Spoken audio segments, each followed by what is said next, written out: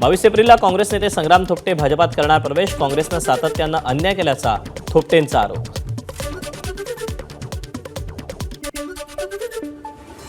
पुण्यात संग्राम थोपटेंनंतर काँग्रेसला पुन्हा एक धक्का, युवक काँग्रेसचे सरचिटणीस रोहन सुरवसेंचा राजीनामा।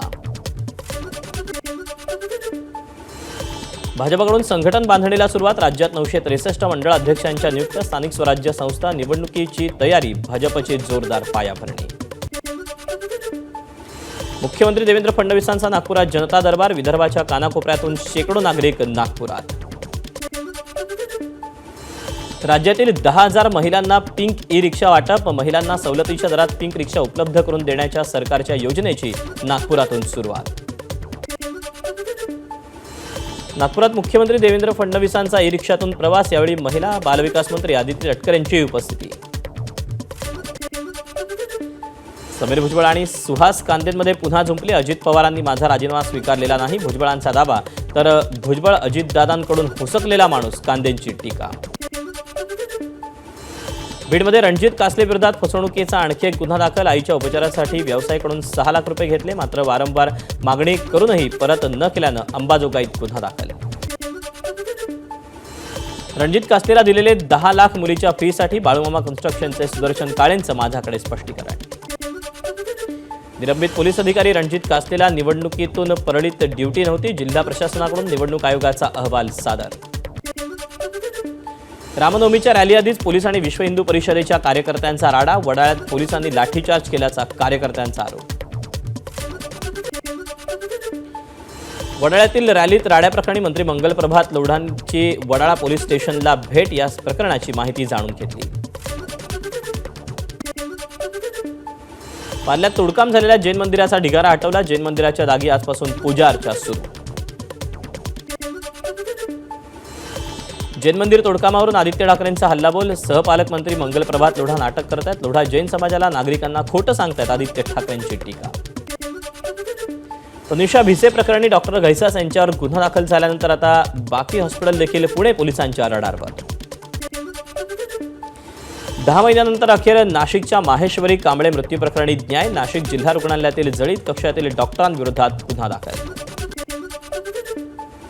2008 मधील मालेगाव बॉम्बस्फोट प्रकरणी अनेक अडथळे पार करत 17 वर्षांनंतर सुनावणी पूर्ण, 7 मेला निकाल। रत्नागिरीतील गणपतीपुळेजवळ असलेल्या मालगुंडला पुस्तकांचं गाव अशी ओळख, वाचन चळवळ वाढीला लागावी आणि साहित्य चळवळ वृद्धिंगत व्हावी, यासाठी मालगुंड पुस्तकांचं गाव या उपक्रमाचं पालकमंत्री उदय सामंत यांच्या हस्ते उद्घाटन। मृत्यूच्या खोट्या बातम्या पसरवणाऱ्यांवर आदेश, बांदेकर संतापले, सोशल मीडियावर मृत्यूबाबत अनेक खोट्या बातम्या पसरवल्या जातात, तर आपण सुदृढ असल्याची बांदेकरांची व्हिडिओ पोस्ट करून माहिती।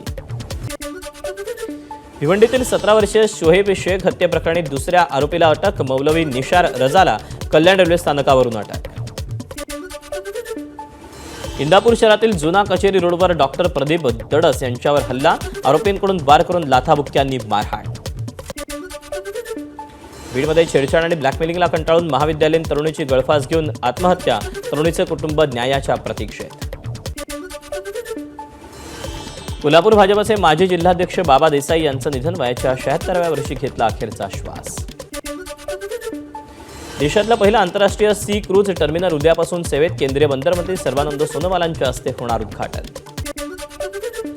परळी गंगाखेड राष्ट्रीय महामार्गावर पुलाचं काम 3 वर्षांपासून रखडलं, निवेदन देऊनही लोकप्रतिनिधी आणि अधिकाऱ्यांचं दुर्लक्ष होत असल्याचा आरोप। नागपूरच्या उमरेडमध्ये आकाशातून धातूचा तुकडा पडल्याचा दावा, 50 किलो वजनाचा धातूचा तुकडा पडला थेट घरावर, नागरिकांमध्ये खळबळ। भर उन्हाळ्यात नंदुरबार बस स्थानकात पाण्याची टंचाई, मालमत्ता कर न भरल्यानं नगरपालिकेनं बस स्थानकाचा पाणी पुरवठा केला खंडित। मुंबईसह राज्यभरात तापमानाचा पारा वाढला, मुंबईमध्ये तापमान 40 अंश सेल्सिअस खाली नोंदवलं जात असलं तरी दमट वातावरणामुळे उकाड्यात वाढ। विदर्भात 21 ते 23 एप्रिल दरम्यान उष्णतेच्या लाटेचा इशारा, अकोला, चंद्रपूर, नागपूर, वर्धा आणि यवतमाळमध्ये तापमान सरासरीपेक्षा अधिक राहण्याचा अंदाज। रायगड जिल्ह्यात उष्णतेचा पारा वाढला, 40 अंशावर जिल्ह्याचं तापमान गेल्यानं नागरिक हैराण।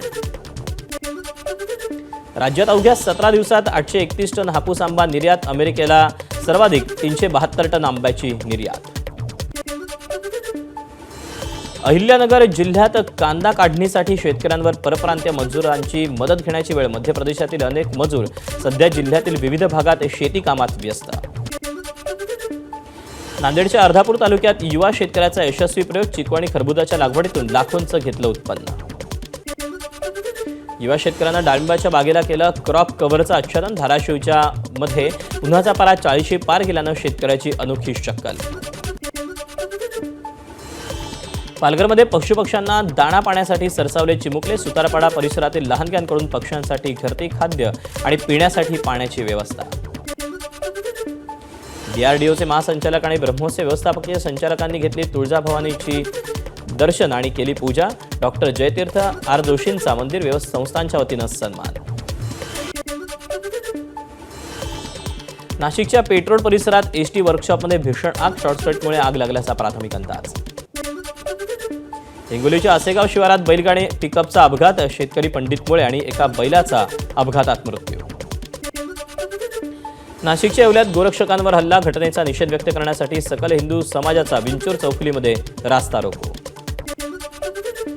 वाशीमध्ये अग्निशमन विभागाची जनजागृती रॅली. अग्निशमन दलाचा सुरक्षा सप्ताहानिमित्त अग्निशमन दलातील वीरांना श्रद्धांजली अर्पण करण्यासाठी विविध कार्यक्रमांचं आयोजन.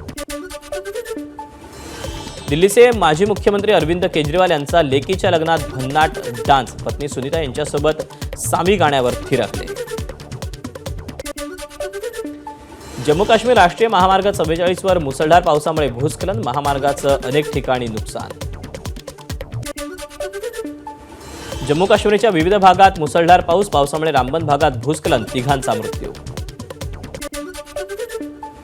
जम्मू काश्मीरच्या बॉर्डर रोड्स ऑर्गनायझेशन तर्फे बर्फ हटवण्याचं काम. बाल्टा सोनमार्ग अमरनाथ मार्गावरचं हे दृश्य. पाकिस्ताननं अवैध पद्धतीनं तुरुंगात डांबलेल्या कुलभूषण जाधव यांना अपीलच करू दिलं नाही. पाककडून आंतरराष्ट्रीय न्यायालयाच्या आदेशाचा भंग. पाकच्या संरक्षण मंत्रालयाची कबुली. बांगलादेशच्या माजी पंतप्रधान शेख हसीना यांच्या अडचणी वाढण्याची शक्यता. बांगलादेशकडच्या राष्ट्रीय केंद्रीय ब्युरोकडून इंटरपोलला बालारोकांविरुद्ध रेड नोटीस जारी करण्याची विनंती. नायजेरियात 56 जणांची गोळ्या झाडून हत्या. परिसरात पोलिसांचा बंदोबस्त तैनात. हल्लेखोरांचा शोध सुरू. भारत आणि फ्रान्स 28 एप्रिलला 26 राफेल सागरी लढाऊ विमानांची करार करण्याची शक्यता.